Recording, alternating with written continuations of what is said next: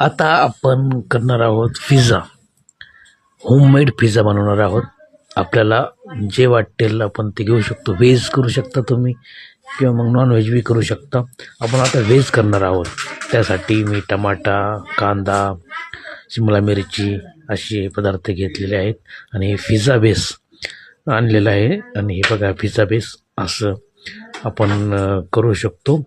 ते तव्यावर टाकून आपण पिझ्झा करू शकतो. त्यासाठी टोमॅटो केचप हे टेस्टिंगचं असतं, मायोनाईज बी आहे बघू शकता.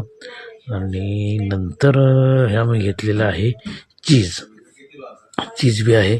आणि आपण आता ते गावरान तूप आहे डब्यामध्ये आणि आपण आता तो बनवणार आहोत.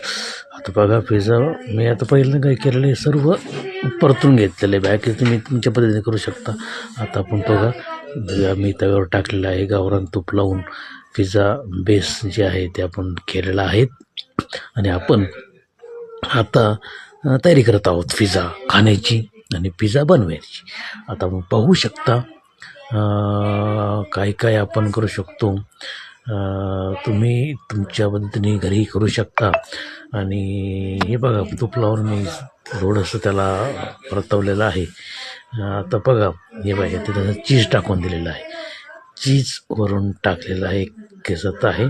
आणि पिझ्झा आपला घरीचा बनवलेला आहे खाण्यासाठी.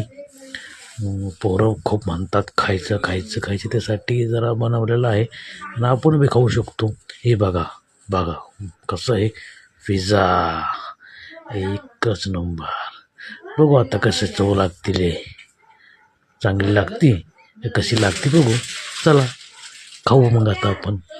Okay good.